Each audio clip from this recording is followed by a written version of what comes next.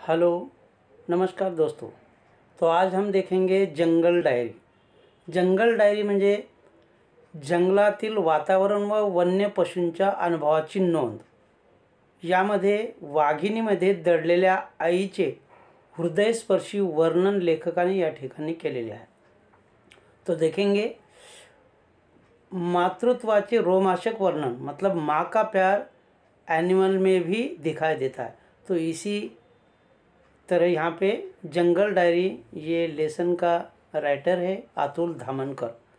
तो ये जो है इन्होंने, ये लेखक है, छायाचित्रकार है और ताडोबा अंधारी व्याघ्र प्रकल्प, इन्होंने टाइगर के बारे में बहुत सारा ऐसा स्टडी किया है और इसीलिए यहाँ पे लेखक यहाँ पे ऐसा बताना चाहते।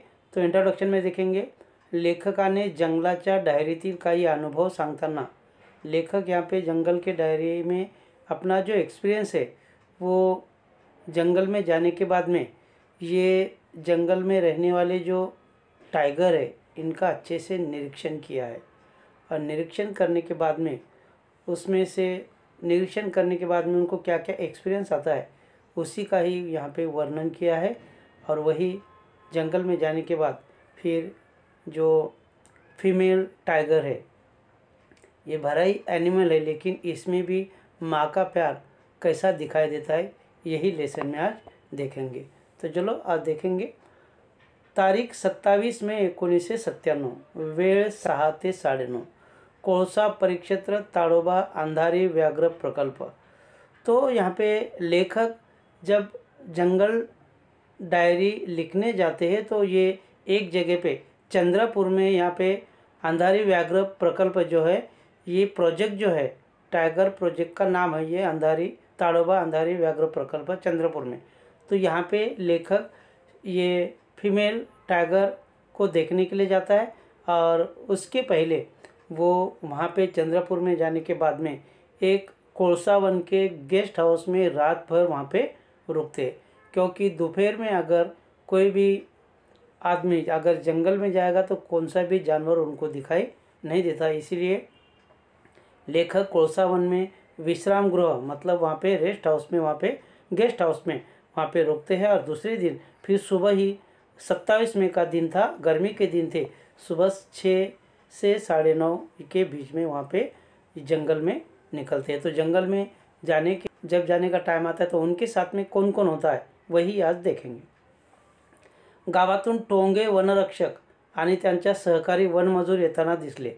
लेखक गेस्ट हाउस में तो सो गए थे, लेकिन सुबह उनके साथ में एक फॉरेस्ट ऑफिसर और वन मजदूर, वन मतलब जंगल में काम करने वाले लेबर लोग, तो ये सब लोग टोंगे वनरक्षक के साथ में गांव में से ये जंगल की तरफ आ रहे थे और ये सब लेखक ने देखा था।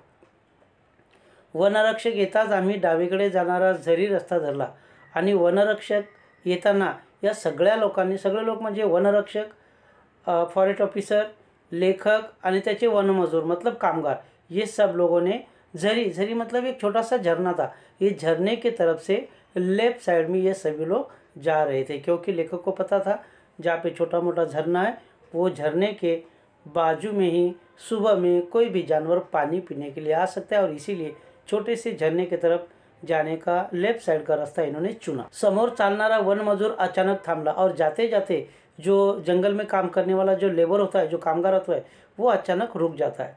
मी प्रश्नार्थक नजरेने पाहिले तर त्याने रस्त्याकडे बोट रोखले आणि जेव्हा तो वन मजूर थांबतो तो लेखक उसके तरफ क्वेश्चन मार्क के तरफ से देखते रहते और तो उसी ने अचानक एक उंगली से सामने बता दिया। क्या बताया? क्योंकि नुकत्याच गेलेल्या एका मोठ्या बिबळ्याची ताजी पावली तिथं मोडली होती और उनके सामने से अचानक एक लेपर्ड मतलब चीता ये जस्ट वहाँ से निकल गया था। उसके पैर के निशान, पग मार्क यहाँ पे दिखाई दे रहे थे। ये सब ये वन मजदूर ने लेखक को बताया। ताजी पावलं मतलब उसकी फ्रेश पैर के निशान उसको दिखाई देते हैं।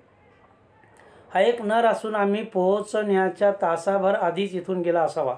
और लेखक फिर अंदाज़ा निकालता है कि एक नर रहेगा, नर मतलब एक मेल रहेगा और ये लेखक वहाँ पे पहुँचने के 1 घंटा पहले यहाँ से शायद निकल गया था। तासाभर आधी मतलब 1 घंटा पहिले यहाँ से निकल गया था। मी चौफेर पाहिले पण मला तरी काही दिसलं नाही। और लेखक फिर आजू बाजू में चौतरफ ऐसा देखता है, लेकिन ये लेपर्ड उनको कहीं पे भी दिखाई नहीं देता, बिबड़ा उनको कहीं पे भी दिखाई नहीं देता, चीता कहीं पे भी दिखाई नहीं देता। अचानक मला जंगलाच्या कोपऱ्यावर थोडीशी हालचाल जाणवली। मी सगळ्यांना हातानंच थांबवायची खूण केली और अचानक फिर लेखक चलते चलते उनको कहीं तो भी आजू बाजू लेपर्ड पेड़ के नीचे बैठा था और उसकी पूंछ हिलती रहती है और ये लेखक ने अचानक देख लिया और देखने के बाद में सब लोगों को अचानक इशारा करता है कि रुको, थोड़ा आगे कोई नहीं। दूरबीन डोळ्यांना लावल्यावरती हालचाल स्पष्ट दिसली और जब लेखक ने अपनी आंखों में एक दूरबीन लगाई, क्योंकि दूरबीन इसलिए लगाई जाती कि दूर की चीज़ भी उनको नज़दीक दिखाई देती, तो लेखक ने जब दूरबीन अपनी आंखों से लगा दिया तो उनको एक जो लेपर्ड जो था, जो चीता जो था, जो बिबड़ा जो था, उसके पूंछ हिलने का उनको महसूस हो गया, दिखाई दे रहा था। तिथे एका तेंदूच्या झाडाखाली बांबूमध्ये बिबड़ा बसला होता और ऐसे घने जंगल में एक तेंदू का जंगली पेड़ है और उसके बगल में बांबू का वन है। बांबू का वन है और ये वन के बाजू में ही एक चीता वहाँ पे बैठा था, ऐसा लेखक को दूरबीन में से दिखाई दिया। त्याचा रंग आसपासच्या परिसराशी एवढा मिसळून गेला होता की त्याची शेपूट जरी हल्ली नसती तर तो मला मुळीच दिसला नसता। और गर्मी के दिन थे, चौतरफ पूरे पेड़ के पत्ते नीचे गिर गए थे, लकड़ियाँ उसकी ब्रांचेस से पेड़ की सूख गई थी और इसकी वजह से ये चीता का कलर आजू बाजू का इन्वायरमेंट में पूरा घुल मिल गया था। क्योंकि अगर ये चीते की पूंछ अगर नहीं हिलती तो लेखक के भी ये बात समझ में नहीं आती कि ये बांबू का जो वन है, बहुत सारे बांस जो है वहाँ पे, बांस के बाजू में ये लेपर्ड यहाँ पे छिपा है। अगर उसकी पूंछ नहीं हिलती तो लेखक के भी ये बात समझ में नहीं आती। तर तो मला मुळीच दिसला नसता, त्याची पाठ आमच्याकडे होती, त्यामुळे त्याने अद्याप आम्हाला पाहिले नव्हते। और अचानक फिर ये सब लोग आगे आगे जा रहे थे। अच्छा हो गया लेपर्ड का मुंह इनके तरफ नहीं था, उसकी पीठ इनके तरफ थी। और अगर ये लेपर्ड या चीता जो है इसका मुंह लेखक के तरफ अगर हो जाता तो रहता तो कुछ ना कुछ अनहोनी ज़रूर हो जाती, और इसीलिए उसका मुंह सामने था। और इसके वजह से ये टोंगे वन रक्षक, सहकारी वन मजूर और लेखक, इनको ये चीता ने, ये बिबळ्या ने देखा नहीं। पण तेवढ्यात टोंगे वनरक्षकाचा पाय एका वाळक्या काडकीवर पडला आणि कट असा आवाज आला। और उसी टाइम उनको नज़दीक से, ये जानवर को नज़दीक से देखने के लिए जंगल में गए थे लेखक, और ये सब उनका लवाजमा, तो ये सब जंगल में देखने के लिए गए थे। लेकिन अचानक ये टोंगे फॉरेस्ट ऑफिसर जो है उसका पैर एक सूखे हुए लकड़ी के ऊपर, पत्ते के ऊपर गिर जाता है और उसके पैर गिरने की वजह से पत्ते की चरचर आवाज़ आती है, लकड़ी की टूटने की आवाज़ आती है। और ये बिबड़ा जो है, चीता जो है, इसके कान बहुत तेज़ थे, इसके वजह से उसने तुरंत ये आवाज़ सुनी और वहाँ से वो भाग गया। और अचानक एक झटके में वो कहाँ पे चले गया, अदृश्य झाला, मतलब वो दिसेनासा झाला। अचानक कहाँ पे गया तो किसी के भी नज़र नहीं आया था। आगे का पैराग्राफ। बिबळ्याच्या निरीक्षणाची चांगली संधी हातची गेली म्हणून मी हळहळलो और लेखक को ऐसा लग रहा था कि यार ये जो चीता जो है ये उसको देखने का एक अच्छा मौका था, संधि मतलब मौका था। ये संधि अपनी निकल गई, क्यों? क्योंकि ये टोंगे वन रक्षक जो है इसका पैर सूखे लकड़ी के ऊपर अगर नहीं गिरता तो चीता इनको नज़दीक से दिखाई देता था, लेकिन ये भी मौका उनके हाथ से चले गया। टोंगे यांना शर्मिंद झाल्यासारखे वाटले। आम्ही लगेच पुढे निघालो, लेकिन ये चीता लेखक को नहीं दिखाई दिया। इसके वजह से टोंगे फॉरेस्ट ऑफिसर और उसके साथ में रहने वाले कुछ लेबर लोग, इनको थोड़ा शर्म लग गई थी कि भाई अपने वजह से यहाँ से ये चीता भाग गया, लेखक को नज़दीक ये चीता देखने के लिए नहीं मिला था। तेवढ्याच अंतरावर रायबाकडे जाणारा रास्ता उजवीकडे वळत था और उसके आगे थोड़ा दूर जाने के बाद में रायबा एक जगह का नाम है जंगल में। तो रायबा के तरफ जाने वाला जो रास्ता जो था वो रास्ते से तो जा रहे थे, लेकिन आगे आगे जाने के बाद में वो राइट साइड में मतलब उजवीकडे वळत होता। तो रस्ता धरला आणि जंगल आणखी दाट झाल्यासारखे वाटले। और आगे आगे रायबा के तरफ से जब ये आगे आगे जा रहे थे तो ये आगे आगे जाने के बाद में जंगल भी बहुत घना हो गया था, जंगल खूप दाट होत चाललेले होते। इथं 2-3 नाले असल्यानं झुडपाची दाटी जास्तच जाणवली. याच्या या दाटलेल्या जंगलामध्ये 2-3 नाले, छोटी मोठी नदी या ठिकाणी होती आणि या नदीच्या आजूबाजूला छोटे मोठ्या झाडांची दाटी खूप जास्त झाली होती. मतलब जंगल खूप दाट त्या ठिकाणी होते. पाणी असल्यामुळे त्या ठिकाणी वेगवेगळी झुडपे सुद्धा उगवलेली होती. जंगल दाट झालं होतं. तसंच त्या नाल्यामध्ये थोडं पाणी साचून राहत असल्याने तिथं कुठलाही वन्य प्राणी दिसण्याची शक्यता होती. और लेखक ने गेस किया कि ये नाले में थोड़ा सा पानी है, मतलब ये पानी के आजू बाजू में कहीं ना कहीं तो एक जानवर अपने को दिखाई देगा, क्योंकि ये पानी पीने के लिए जानवर यहाँ पे ज़रूर आ सकता है. ऐसा लेखक ने गेस किया, अंदाज़ा लगा दिया. त्यामुळे आता सावधपणे पावलं टाकणं आवश्यक होतं. और बाद में सभी लोगों को, ये लेखक ने सब लोगों को बताया कि अभी बड़ी होशियारी से आगे चलना है, क्योंकि गर्मी के दिन थे, पेड़ के पत्ते सूख गए थे. एक पेड़ के पत्ते के ऊपर अगर पैर गिर जाएगा तो फिर से आवाज़ आएगी और फिर से जंगल में पानी के आजू बाजू में रहने वाला कोई भी जानवर वो जल्दी भाग जाएगा. तो सब लोगों ने बहुत धीरे धीरे सब लोग वहाँ से एक एक स्टेप आराम आराम से आगे आगे एक एक स्टेप आगे आगे डाल रहे थे. कालच संध्याकाळी विश्रामगृहावर गप्पा मारताना टोंगेंनी मला त्या परिसरात 4 पिल्लं असलेल्या वाघिणीबद्दल सांगितले.